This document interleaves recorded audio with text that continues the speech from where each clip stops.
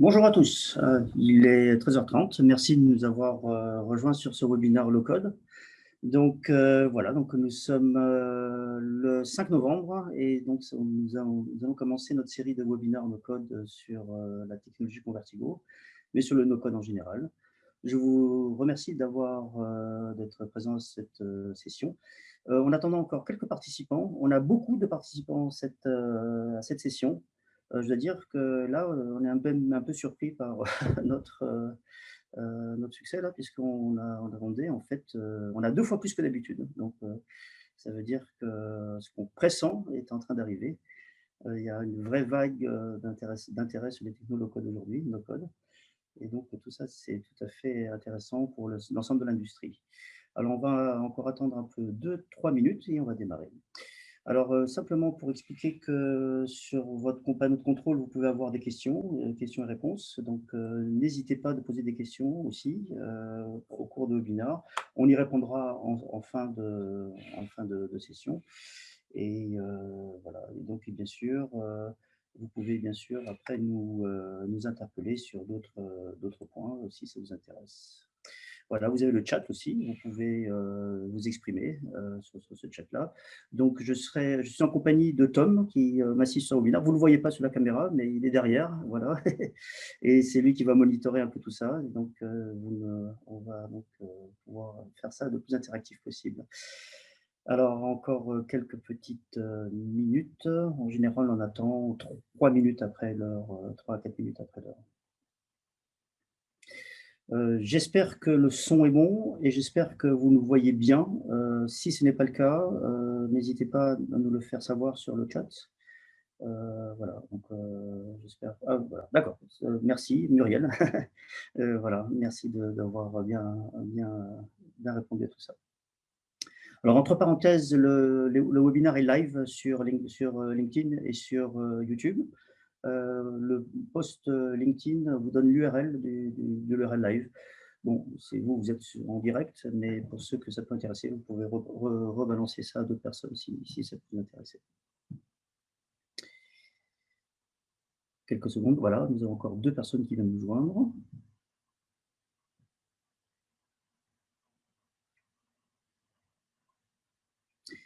Ben, je pense qu'on est arrivé au quota nécessaire, donc nous pouvons commencer ce webinaire. Alors, voilà sur le webinaire No Code Convertigo, que nous symbolisons avec un beau sens rouge interdit que vous voyez ici à gauche. Ça veut dire que c'est assez explicite, c'est-à-dire comment est-ce qu'on va pouvoir développer des applications sans coder. Alors, pas sans coder du tout, en fait, hein, c'est ça l'intérêt.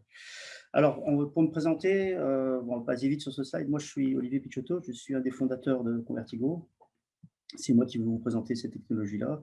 Bon, j'ai un profil à la fois donc, de directeur général, hein, donc c'est moi qui m'occupe un peu de la société, mais c'est aussi un profil, disons, technique et derrière, ça veut dire que je serais ravi de pouvoir répondre aussi à vos questions techniques, s'il y en a.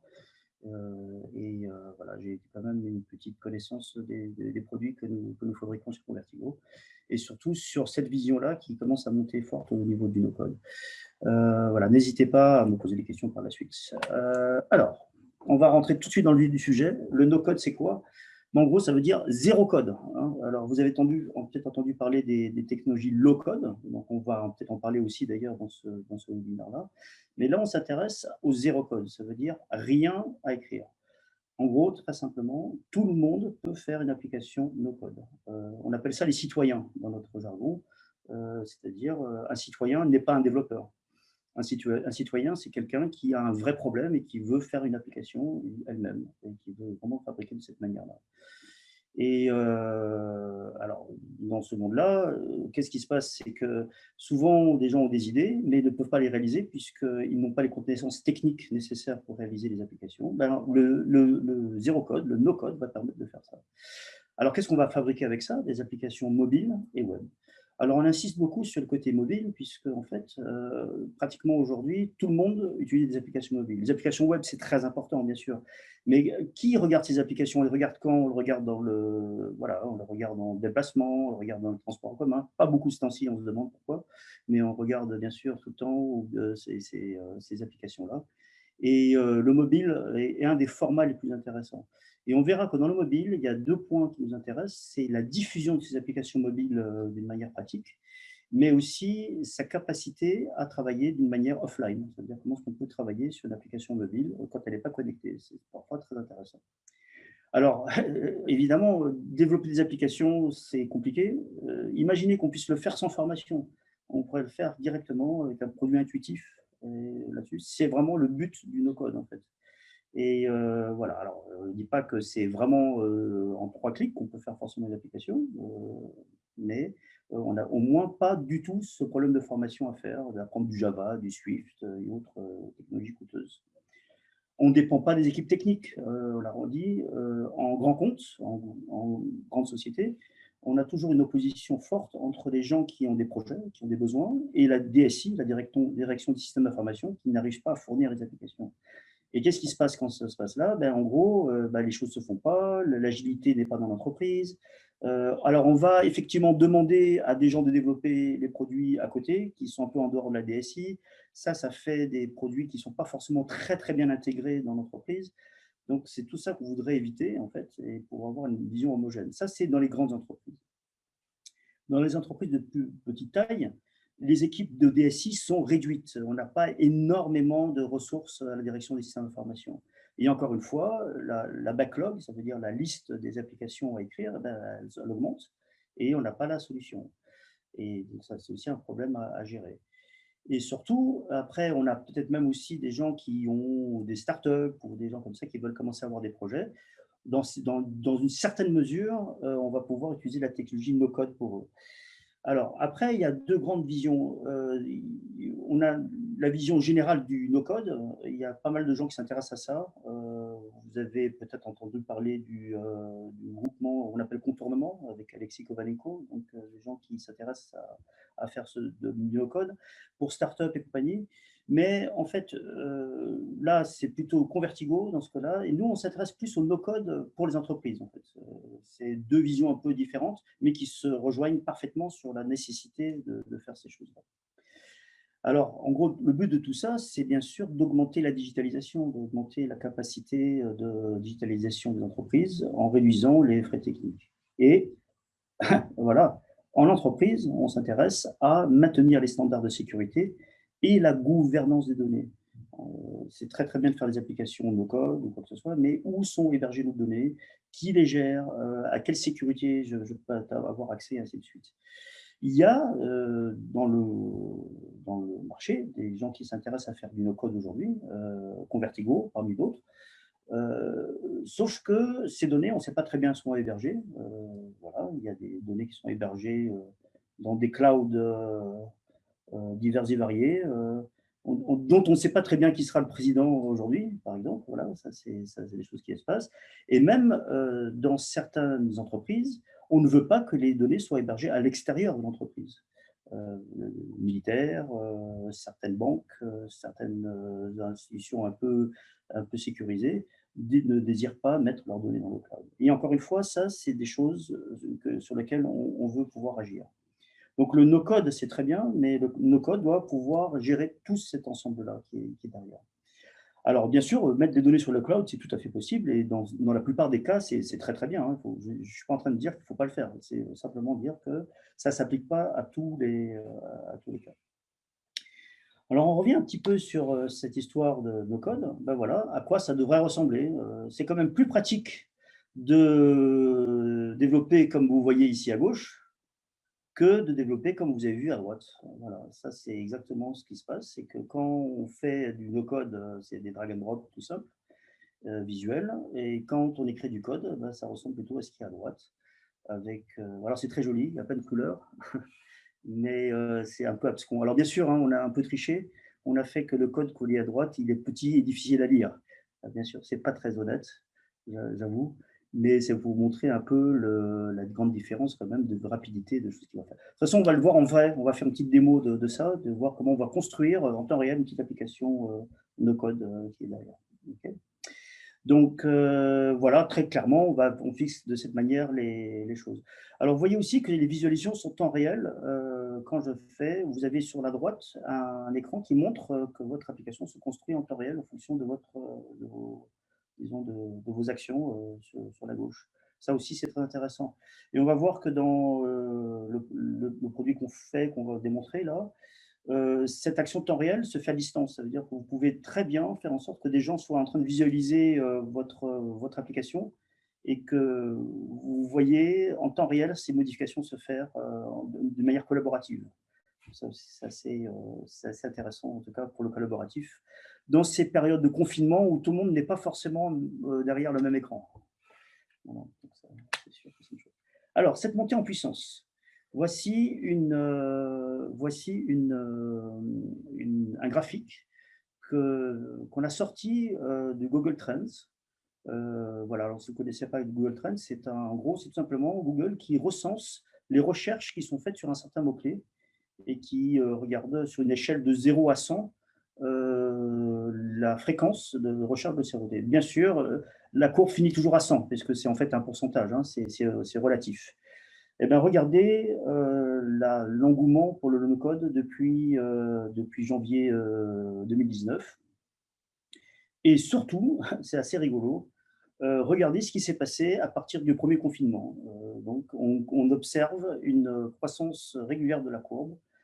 Donc, tout à coup, on recommence à trouver une corrélation entre ce besoin de pouvoir développer des applications avec le moins cher possible et les problèmes que nous vivons tous aujourd'hui avec cette histoire du Covid. En gros, on n'a plus les ressources pour faire ce qu'on veut. Il faut pouvoir faire plus avec moins. Le no-code est une des solutions pour le faire. On verra que ce n'est pas la seule, voilà, mais c'est bien sûr un facteur rapide d'accélération. Alors, vous avez l'URL hein, qui est derrière pour, si vous voulez regarder la courbe vous-même. Voilà, donc ça, c'est un point qui nous a un peu nous-mêmes surpris. En fait, on voulait vérifier si c'était vrai et en faisant la manip, on a vu que c'était assez vrai cette affaire-là. Alors, nos analystes.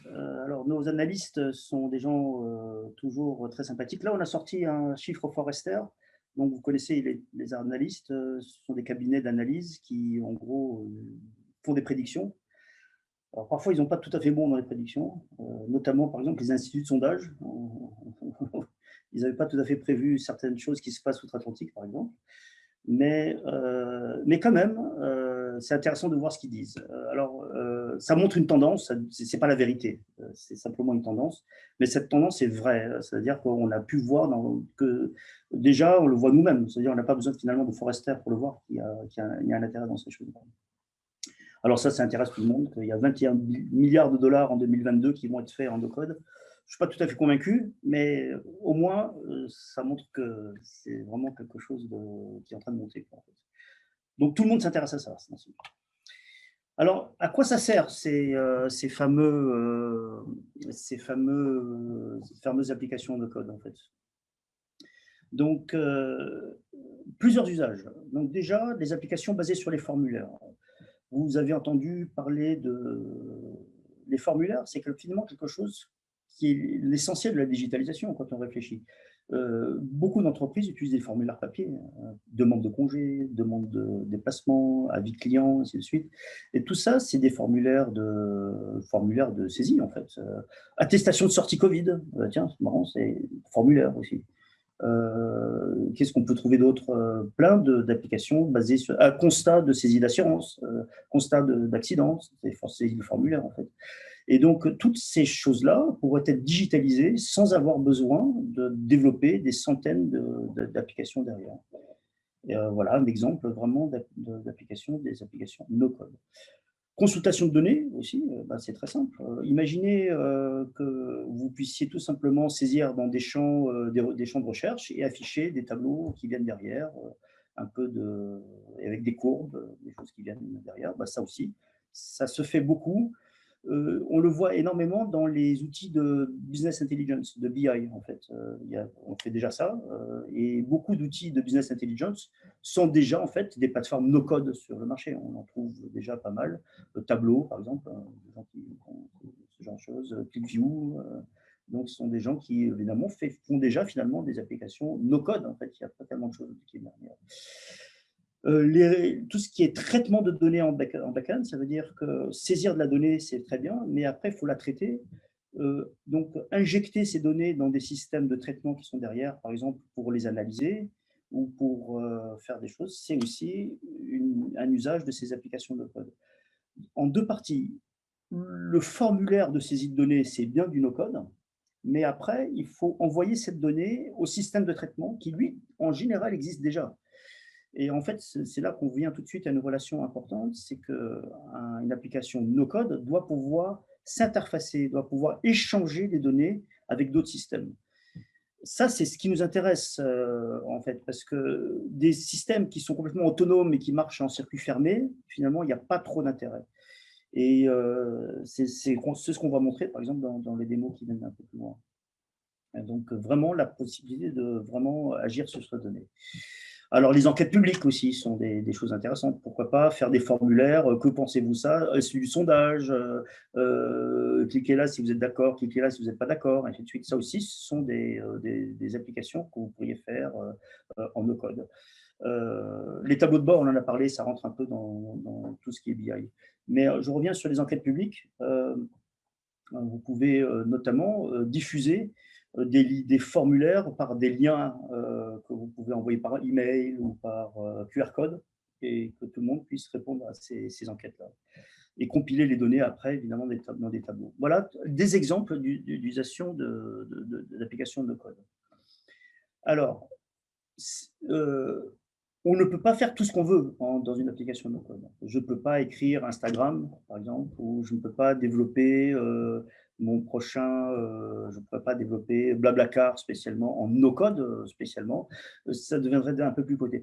On peut par contre le développer en low code, ça on viendra juste un peu après, et c'est tout à fait intéressant de voir que il faut donc laisser chaque personne s'occuper de ce qu'elle a à faire. Ça veut dire faire en sorte que les développeurs citoyens s'intéressent aux applis qu'ils peuvent gérer eux-mêmes et aux développeurs moins citoyens, donc qui ont plus de connaissances techniques, de s'occuper des choses un peu plus complexes. Et c'est dans cette voie-là que nous, en tout cas à Convertigo, on voit les choses. C'est vraiment cette séparation entre ces deux mondes. Donc justement, on va voir sur ce point-là. Alors voici une petite BD qui est issue. Alors en gros, c'est sorti de ce journal. Alors, je voulais le montrer sur la caméra.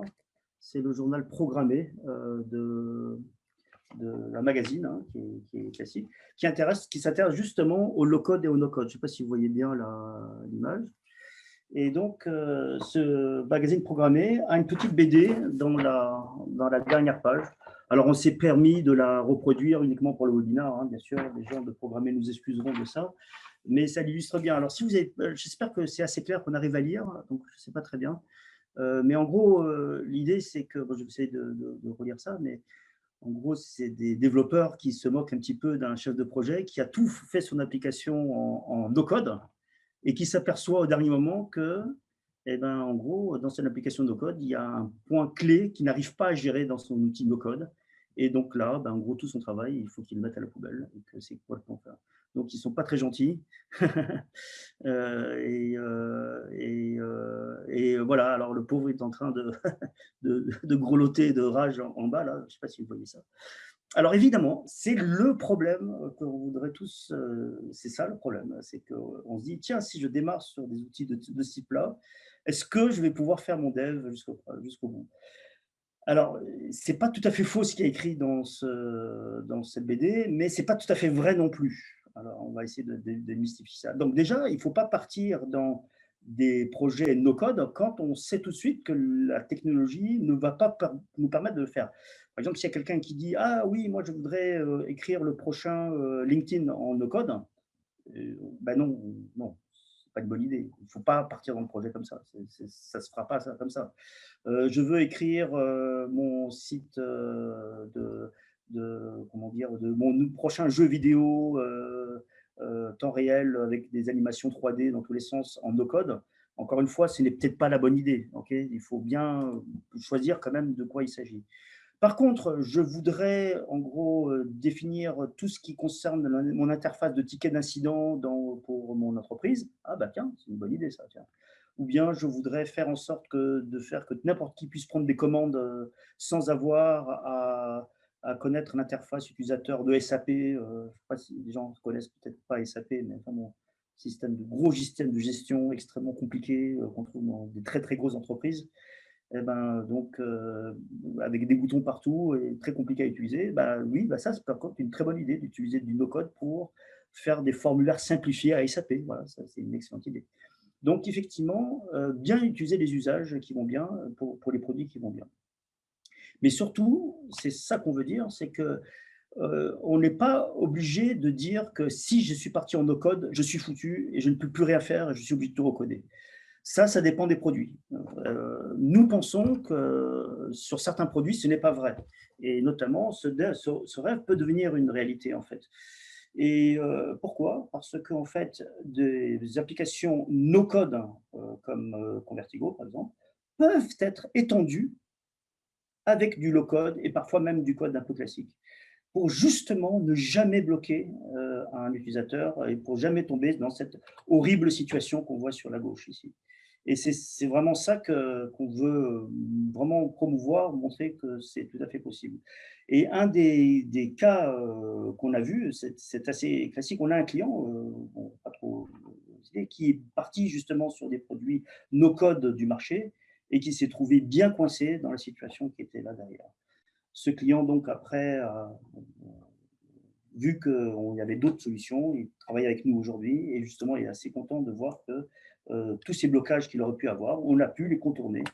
Alors, je ne dis pas que ça se fait en 3 clics, sa feature qui manquait, mais au moins on peut la faire. C'est déjà ça qui est important. Ça veut dire qu'on ne part pas dans un tunnel sans fin. Et on a trouvé les solutions qui vont derrière. OK, voilà. Donc, c'est justement ce petit message qu'on voulait passer de ce côté-là. Voilà. Alors, j'ai une petite question rapide, c'est la durée du webinaire. Le webinaire est prévu pour 1 heure. Donc, voilà, donc ça, je me permets de… Voilà. Donc, on est arrivé là-dessus. On va peut-être le finir un peu avant, ça dépend des questions qu'on aura. Mais en général, ça fait une petite heure le webinaire. Alors, je voudrais bien revenir sur la différence entre le no-code et le low-code. Alors, c'est assez bien expliqué d'ailleurs dans le journal programmé, mais le no-code, c'est voilà, c'est zéro code en fait. Hein. Excel, c'est pas du no-code. Hein. Il faut faire des formules, il faut faire des choses un peu compliquées. Ça se code pas tout seul quand même. Hein. Il y a même du VBA dans Excel, du Visual Basic for Application. Alors ça, c'est du vrai code, hein, ça je peux vous garantir. Mais voilà. Alors par contre, le no-code, c'est une interface utilisateur cadrée. On ne fait pas exactement l'interface utilisateur qu'on veut. On n'a pas vraiment de liberté sur l'interface utilisateur. C'est vrai qu'on ne nécessite pas de compétences techniques. C'est réservé à des applications simples, évidemment, ça on l'a vu. Alors voilà des exemples de no-code. Vous connaissez par exemple Google Forms, qui est l'outil de Google qui permet de faire des formulaires. Ben ça, c'est exactement du no-code qui vient derrière. Il y a certaines autres plateformes qui se disent no-code, que nous considérons quand même trop complexes techniquement pour être du no-code. Je ne voudrais pas, ce n'est pas notre but de parler d'autres plateformes ici, mais des plateformes extrêmement connues, voilà, qui nécessitent malgré tout des connaissances techniques en fait. C'est pas si simple que ça d'utiliser. Nous, on pense que le no-code doit rester vraiment, vraiment extrêmement simple. Encore une fois, c'est une opinion. Je ne dis pas qu'on a raison, mais c'est comme ça qu'on le voit nous, enfin, en tout cas. Certains outils d'intégration sont aussi du no-code. Vous avez des outils d'intégration un peu comme Zapier, comme Integromat. Donc, ce sont des gens qui sont des outils d'intégration no-code qui existent aussi sur le marché, qui permettent de faire ce genre de choses. Bien sûr, Convertigo Forms, ce qu'on va vous montrer là aujourd'hui, c'est bien sûr du no-code aussi. Alors, par contre, le low-code, ça, c'est autre chose, c'est aucune limite fonctionnelle.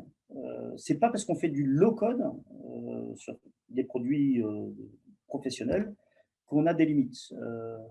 On peut écrire ce qu'on veut. Alors là, par exemple, mon exemple, je pourrais écrire Instagram avec du low-code. Rien n'empêche, on pourrait tout à fait le faire.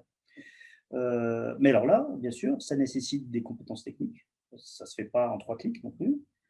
Bien qu'on le fasse beaucoup plus rapidement que si on le faisait à la main, avec un facteur 5 à 10, par exemple. Ça, c'est ce qu'on voit sur nos projets low-code chez Convertigo. Et bien sûr, l'interface utilisateur est, elle, complètement libre, hein. Ça veut dire que si j'ai besoin de mettre un pixel en haut à gauche vert avec des points mauves, je peux le faire. Enfin, ce n'est pas qu'un seul pixel, sinon il n'y aurait pas de points mauves dessus. Et donc, en gros, je n'ai pas de limite sur le dessin des écrans. J'ai une liberté totale de ce que je veux faire dans des interfaces utilisateurs.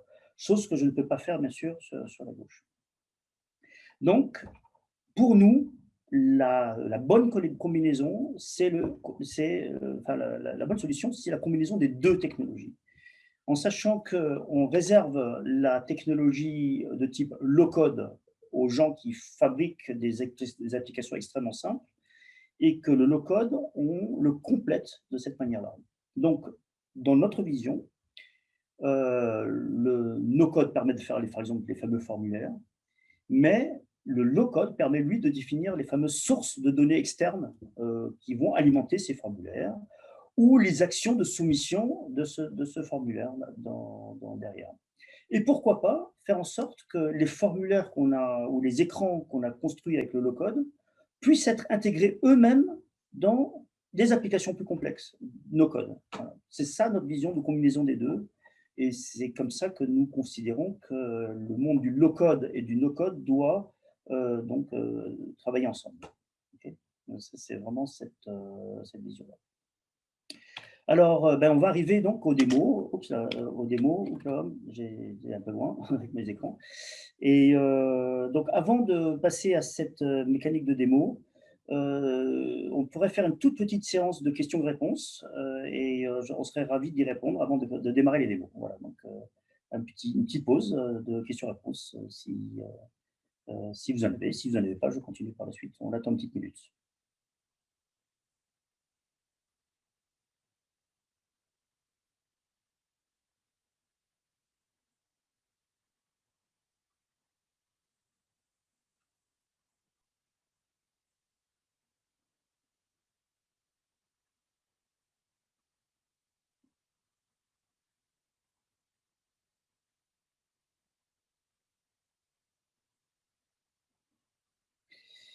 Ah, bah ça c'est une question qu'il ne faut pas poser. Quel est le prix pour utiliser cette technologie? Ça, il faut voir après les démos, pas avant, hein. Ça, c'est la question. En gros, c'est un prix d'utilisateur selon certains produits. Nous, on pourra donner nos prix vers la suite, qui est sur le derrière, mais ça concerne en gros quelques euros par utilisateur par mois, en fait. C'est ça le principe. Bien sûr, plus on a d'utilisateurs sur cette technologie, moins est cher l'utilisateur par mois, en fait, et après, bon, ça dépend aussi de certains critères en fonction de ce qu'on utilise ou qu'on n'utilise pas. Mais ce sont des prix, en général, largement accessibles à la plupart des entreprises. Après, on peut parler des différents pricing, mais en ce qui concerne Convertigo, on ne s'intéresse pas au nombre d'applications, mais au nombre d'utilisateurs qui utilisent ces applications.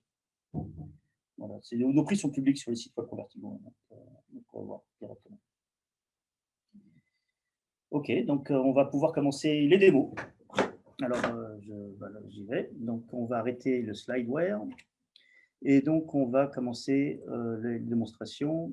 Et donc, voilà, Form Builder. Vous voyez donc ici mon écran avec l'outil NoCode Convertigo qui est ici. Alors, pour commencer, on va en général s'identifier comme d'habitude. On a plusieurs mécaniques d'identification. Une des plus classiques, c'est utiliser un compte. Là, j'ai un compte de démo qui s'appelle info.convertigo.com. Je vais utiliser un mot de passe pour y accéder et on va se connecter. Donc ça, c'est une méthode pour se connecter. Sinon, nous allons pouvoir, bien sûr,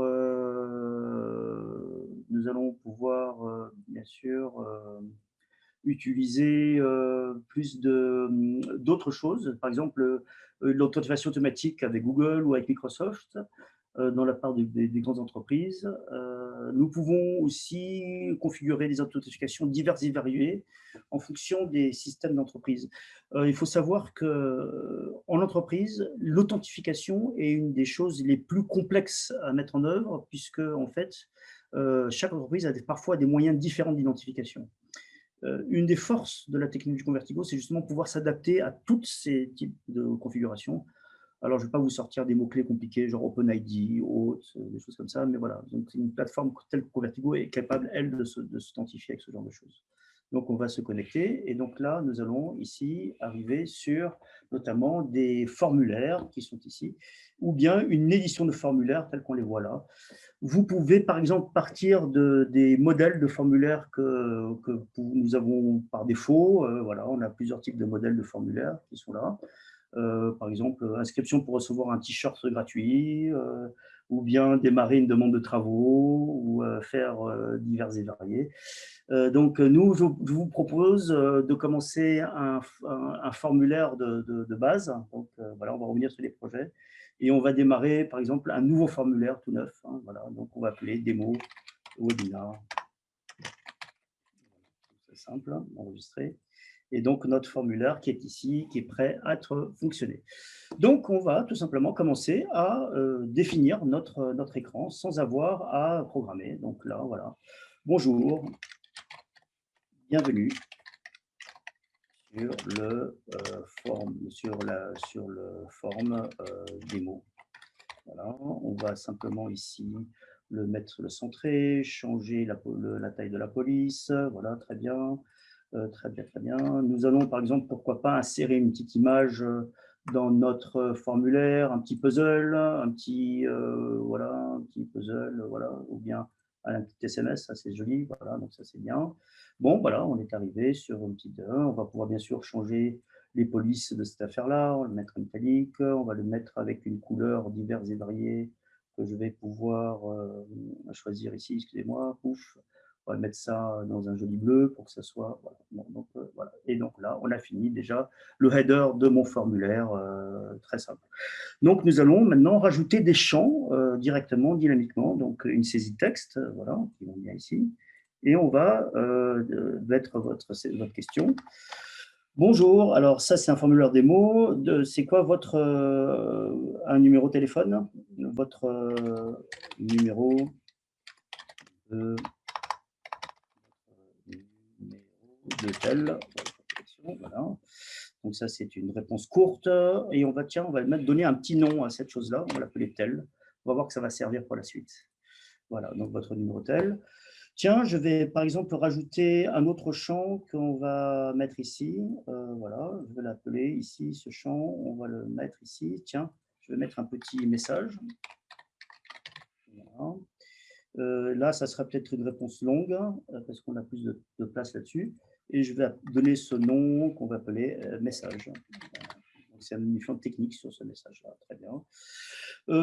Pourquoi pas rajouter un objet un peu intéressant qui serait la signature, une signature. On va demander ici de signer ici.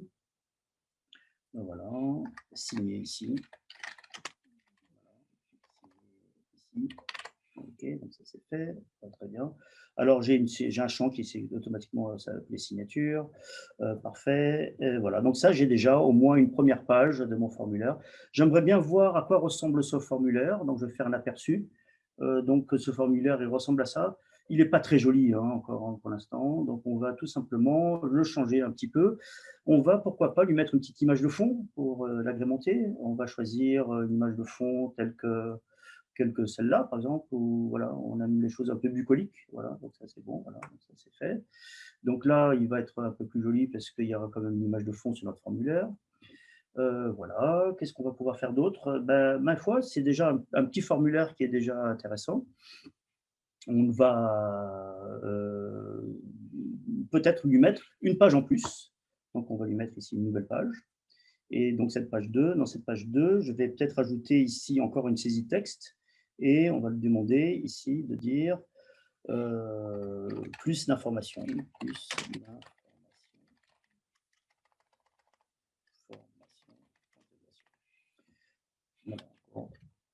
Plus d'informations. Je ne fais pas en réponse. Et ça, c'est information. Voilà. Donc, c'est tout simplement pour pouvoir démontrer que notre formulaire, lui, peut avoir 2 pages. Donc, vous voyez, j'ai le bouton suivant qui s'est mis tout seul parce que j'avais besoin d'une deuxième page qui est derrière. Si j'essaye de faire le suivant directement, on va aller sur la page précédente et suivante. OK, donc ça, c'est automatique. On va donc bien sûr continuer à notre petit travail, mais par contre, on va dire que notre chemin est tout à fait notre réponse est obligatoire. On ne peut pas, aller sur la page suivante si je n'ai pas rempli de téléphone. On vérifie ça, donc effectivement, si j'essaie d'aller faire suivant, donc là, hop, le champ va être rempli, vous voyez? Donc ça, c'est évidemment tout ce genre de choses qu'on peut faire, vous voyez, sans coder. Je n'ai pas écrit une ligne de code pour faire ce travail-là. OK, donc nous allons ensuite voir à quoi ressemble ce formulaire, ici, si jamais, nous voulons le mettre sur un mobile. On verra ça, un petit aperçu de ce formulaire, directement. Donc on va le faire ici, un petit aperçu. En mobile, ce formulaire ressemblera à ceci. Je vous fais une petite, simulation de à quoi il ressemblera, sans que vous vous inquiétez. Voilà, ça ressemblera de cette manière-là sur le mobile. Vous voyez que automatiquement, le format a été calculé pour que ça rentre directement dans un mobile de type horizontal ou vertical directement. Voilà. Donc ça, c'est encore une fois automatique. Pas de besoin de travail de programmation pour le faire. On revient à notre formulaire et c'est très bien d'avoir un formulaire. Maintenant, on voudrait le publier pour qu'il soit utilisable. Alors, c'est très simple. Pour le faire utilisable, on va tout simplement aller sur la page d'accueil et on va trouver notre formulaire qui est ici, notre édition, démo webinaire, et on va tout simplement le publier. Et on le fait publier, qui est ici. Et donc là, notre formulaire se publie.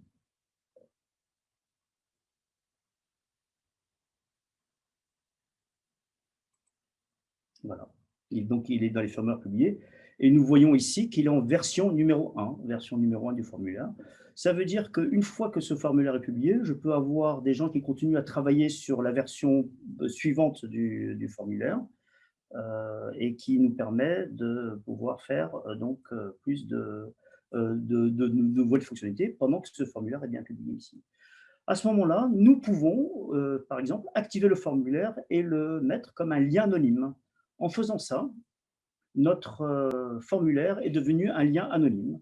Ça veut dire que n'importe qui utilise ce formulaire, ce lien, va pouvoir donc l'utiliser. Notamment si je fais par exemple une fenêtre de navigation privée sur mon écran et je le demande d'une manière anonyme, je vais donc avoir mon formulaire anonyme qui va s'afficher directement ici, voilà, sans aucun, voilà, directement. Ce lien est complètement anonyme avec l'application qu'on avait vu tout à l'heure. La même chose avec le champ précédent, ainsi de suite. C'est bien la façon de faire ce lien anonyme.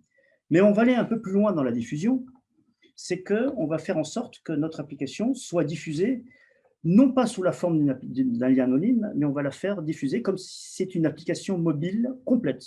Okay, une application mobile qu'on va vraiment installer sur un téléphone. Et donc là, on va tout simplement activer ici la PWA, donc créer ou mettre à jour une application progressive pour ce formulaire. Alors, vous avez peut-être jamais entendu parler de ce mot-clé PWA, ou si vous en avez entendu parler, c'est bien. Si vous n'avez pas entendu parler, je pense que vous allez en entendre parler bientôt. La PWA est ce qu'on appelle la Progressive Web App. Ça veut dire une application qui peut être sous une forme web, mais qui s'installe physiquement sur le téléphone et sur un mobile. L'intérêt de cette technologie-là, c'est que vous pouvez diffuser des applications sur les mobiles des utilisateurs sans avoir à les diffuser sur les App Store d'Apple ou d'Android. Alors, diffuser une application sur un App Store Android, ça se fait. Ce n'est pas un énorme problème. Diffuser sur un App Store Apple, ça se fait aussi.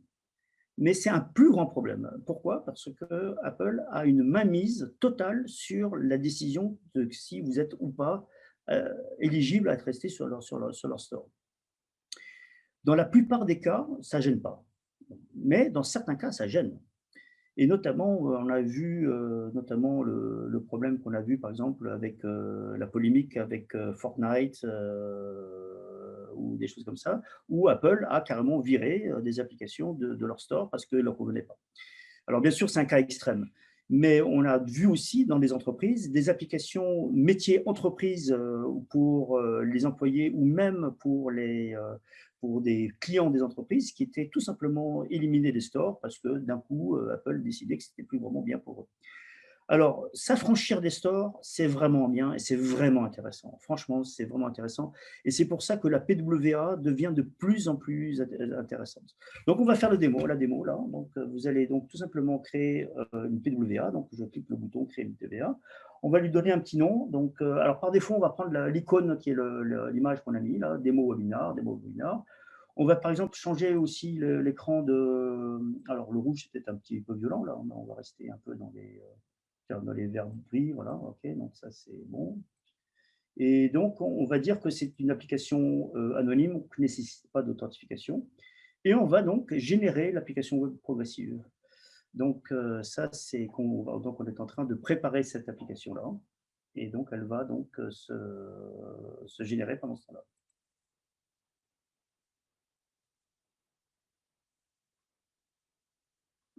Donc, vous voyez qu'elle est en train de se générer. On a en cours ici la génération. Voilà. Et donc, notre application est prête. Ce qui fait que maintenant, n'importe qui peut donc utiliser cette application. Donc, on va passer sur le QR code qui est ici. Et donc, je vais agrandir l'écran pour que vous puissiez donc scanner le QR code qui va bien.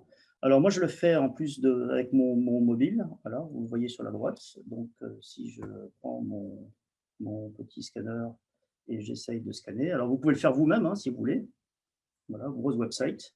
Et donc, vous voyez bien comment l'application arrive directement sur mon mobile derrière. Voilà.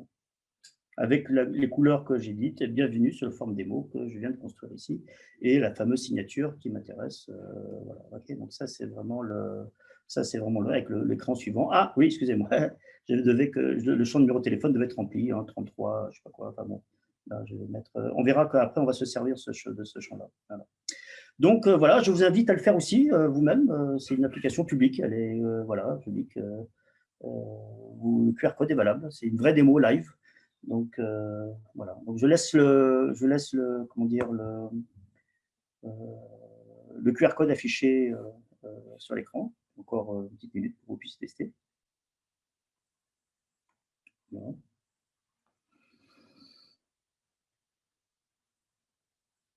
Bon. Bon, bah ça, c'est très joli de remplir des formulaires et de faire des choses comme ça, mais c'est encore mieux si on peut faire des actions avec ces choses-là, et surtout si on peut aller chercher des données derrière. Alors voilà, donc ça, on va aller un peu plus loin. On va revenir sur notre vision et sur notre édition de formulaire. Et donc, on va reprendre notre formulaire. Je reviens sur une taille d'écran un peu normale, et on va revenir sur notre formulaire qui est ici. Et je vais rajouter, par exemple, un élément de liste déroulante, par exemple, dans mon formulaire. C'est seulement pour des mots, hein, cette chose-là. Donc, notamment, cette chose-là, je vais pouvoir ici dire que j'ai plusieurs options que je peux mettre. Alors, je vais mettre option que c'est un numéro fixe,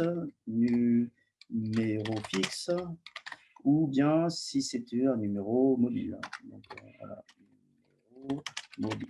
Donc là, vous voyez, j'ai pris ça. Donc là, tout à coup, en mode aperçu, je vais avoir la même chose, sauf que j'ai une répression numéro fixe ou numéro mobile. Hein, d'accord, bon.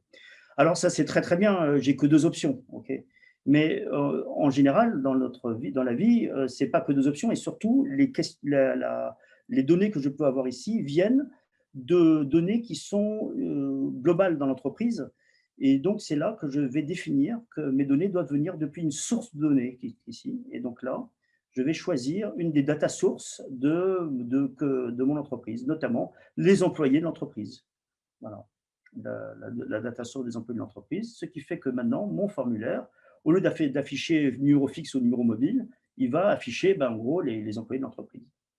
Alors là, on vient tout à coup dans quelque chose qui va nous intéresser, c'est cette capacité en low-code, puisque ça, du no-code, excusez-moi, en no-code de cette partie-là, de tout à coup mélanger en fait des data sources qui, elles, sont faites en low-code dans l'entreprise.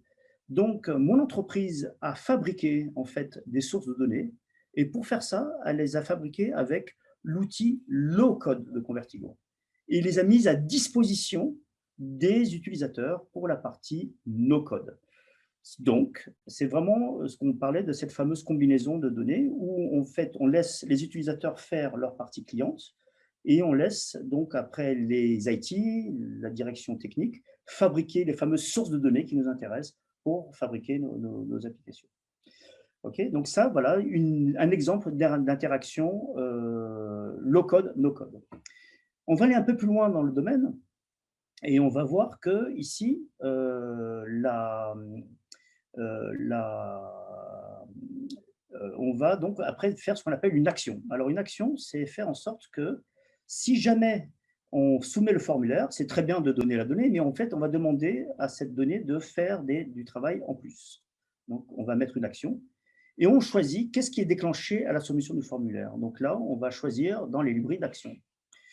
Et donc, on a plusieurs types d'actions qui sont possibles. Par exemple, prendre un rendez-vous dans un Calendly. Calendly, c'est un système de rendez-vous partagé, ou ajouter des données dans un tableur Excel, ou bien envoyer un mail à quelque chose, ou générer un PDF, ou ajouter un lead dans Salesforce, des choses comme ça. Donc, il faut bien comprendre que toutes ces actions-là sont des actions qui sont entièrement indépendantes de la partie no code de Convertigo. Ça veut dire que n'importe qui, avec les outils, par contre, no code de Convertigo, pas low, parce que ouais, je me trompe chaque fois.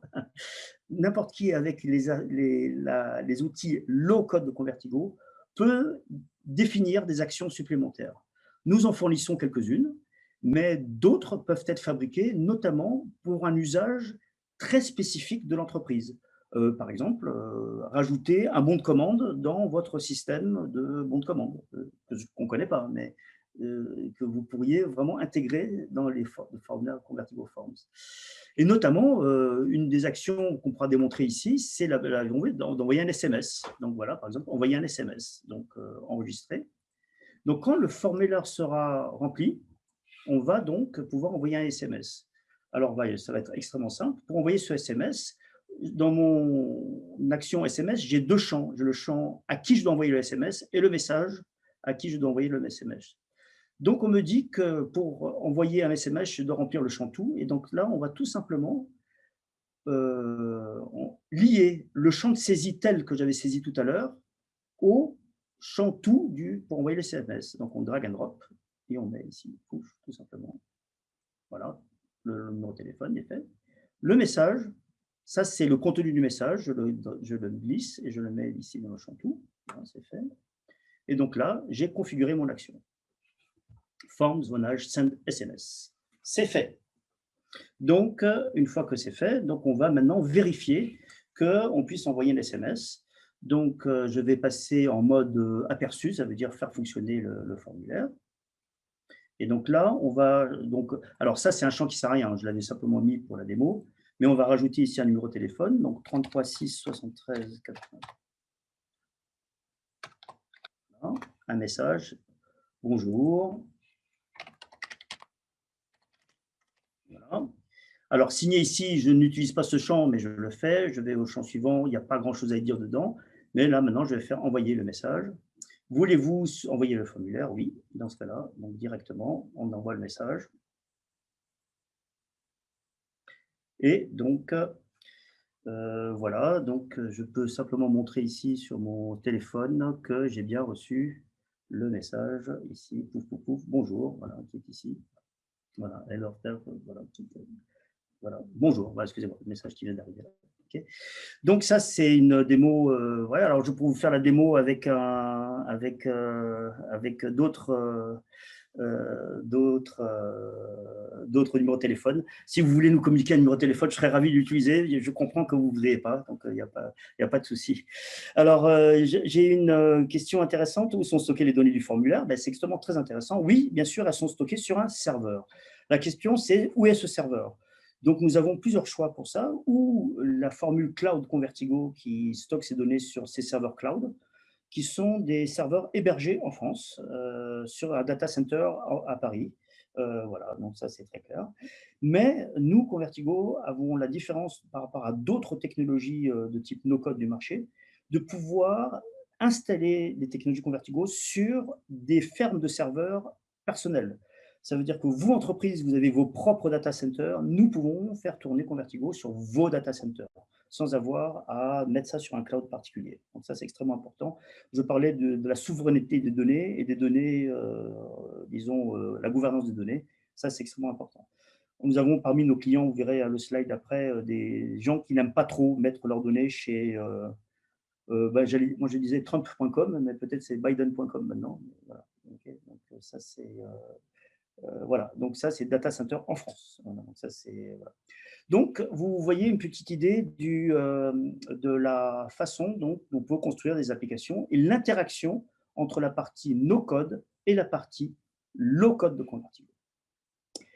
Ça termine les démos que nous voulons faire. Donc là maintenant, je serais ravi de répondre à toutes vos questions.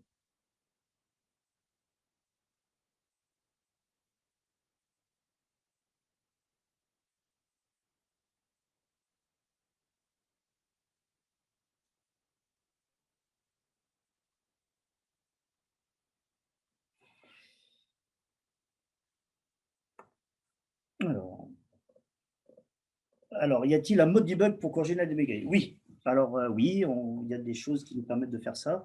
En ce qui concerne toute la partie low-code, il n'y a pas d'anomalie en tant que telle, parce que, voilà, pour que ce soit une anomalie bug produit, hein, donc ça, c'est notre faute. Et donc ça, on a ce qu'il faut pour débugger. Mais par contre, vous pouvez regarder exactement ce qui se passe dans un serveur en tant que tel, en tant qu'administrateur du service. Vous avez ce qu'on appelle les consoles d'administration qui vous permettent de faire ça. On peut regarder ça en quelques minutes, mais là, on rentre plutôt dans des visions plutôt techniques de cette chose-là, mais c'est tout à fait possible. Donc, ça ressemble plutôt à ce genre de choses. Attendez, laissez-moi simplement bien faire ça d'une manière simple. Voilà. Donc, ça ressemblerait à une console d'administration qui est de ce type-là, où vous pouvez monitorer, par exemple, l'utilisation en temps réel de ça. Ça, on rentre dans des choses beaucoup plus techniques qui nous intéressent, et notamment dans la partie activité en temps réel, où vous voyez ici le nombre de requêtes qui sont faites par seconde. Mais nous avons tout ce qu'il faut pour explorer, effectivement, en debug, ces choses-là. Oui.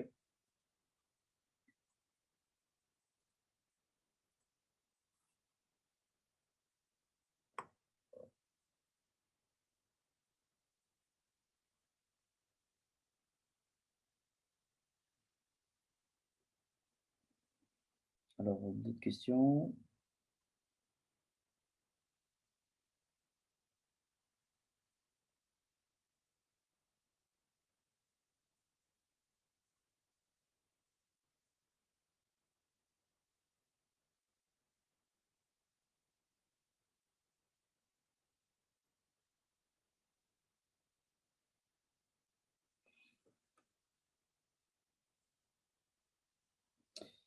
Alors, sur les données non connectées. Donc ça, c'est un point extrêmement important, effectivement. Voilà, ça, c'est une question là-dessus. C'est comment est-ce qu'on va faire pour que ces données puissent être, qu'on puisse continuer à utiliser notre application même sans être connecté. Ben, tout simplement parce que dans l'application, vous avez une base de données qui est synchronisée avec les données du serveur. Alors, c'est très simple, ça veut dire que quand il n'y a pas de connexion, on peut avoir les données locales dans la base. Et dès que le réseau revient, ces données se synchronisent et nous pouvons donc en fait synchroniser les données. Ça veut dire que par exemple, vous pouvez saisir des données, même dans une cage d'ascenseur, dans un sous-sol, et dès que vous sortez à l'air libre, le réseau revient et que toutes les données que vous avez saisies dans vos formulaires sont automatiquement émises et automatiquement géré par tous les processus que je vous ai montrés, donc notamment les actions et tout ce qui va derrière. Donc ça, c'est pour l'offline. Et donc, voilà. Donc, sur les prix de la chose, donc ça, c'est visible sur le site web Convertigo. Donc, on nous a posé une question tout à l'heure. www.convertigo.com. On allera directement vers la fin du site et vous allez voir directement les démarrages de Convertigo. Donc, on démarre Forms, hein, donc c'est ici. Hein, la première, c'est 15 € par mois par device pour 10 utilisateurs voilà, de base. Dès qu'on commence à arriver vers 100 ou 200 utilisateurs, bien sûr, ça commence à baisser fortement. Mais disons, voilà, le prix est officiellement mis sur la base. Okay. Ça, c'est des questions à lesquelles on répond tout à l'heure. Alors, comment intégrer une aide à la saisie avec des règles métiers spécifiques? Sur chaque champ, vous avez une petite infobulle qui va vous donner la règle, une aide derrière. Mais parfois, c'est beaucoup plus complexe que ça. Ça veut dire que vous pouvez faire en sorte que certains champs soient visibles que si d'autres ont été saisis ou si, sous d'autres conditions. Effectivement, c'est un point qu'on ne voulait pas forcément trop montrer au départ parce que c'était pour rentrer dans les choses un peu simples. Mais nous pouvons donc sur chaque champ, notamment par exemple la réponse qui est ici, nous pouvons configurer que cette réponse est visible que si, notamment, l'élément numéro, le champ qui s'appelle, par exemple, tel, est rempli. Voilà. Tant que le champ n'est pas rempli, donc le formulaire, le champ en question n'est pas visible. Donc, effectivement, vous voyez, dès que je remets un numéro de téléphone, le numéro, vous voyez que le message va apparaître. Ça, ce sont des aides que nous pouvons faire à la saisie qui sont derrière. Voilà. Voilà.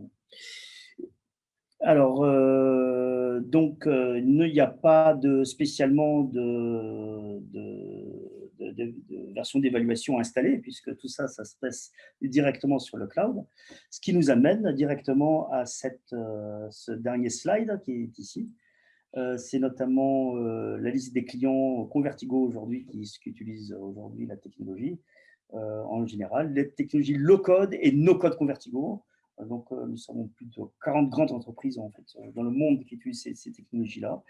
Mais ça nous amène à la petite question que vous dites. C'est l'offre spéciale Black Friday. Alors, c'était Halloween il y a une semaine, hein, maintenant c'est Black Friday. Donc, on s'adapte, hein, voilà. Donc, en gros, tout simplement, c'est gratuit, en fait. Vous mettez en place, vous pouvez tester ça directement sans payer quoi que ce soit. Normalement, c'est 7 jours l'essai. Mais là, puisqu'on est Black Friday, c'est 30 jours. Voilà, donc on met 30 jours de trucs. Donc, vous envoyez bêtement un petit mail à info@convertigo.com avec votre email. Et donc, nous, vous étend automatiquement la période à 30 jours pour faire vos premières applis. Okay, ça, c'est la chose qu'on fait de cette chose-là. Voilà. Voilà. Qui veut se faire, voilà. Donc, ça, c'est vraiment le principe. Donc, je vous en prie, allez-y, c'est fait pour. Voilà, c'est fait pour. Ok, donc nous arrivons au terme de ce webinaire. Donc, si on peut d'autres questions qui viennent derrière, on serait ravi d'y répondre encore. Nous avons 2 minutes pour respecter notre horaire.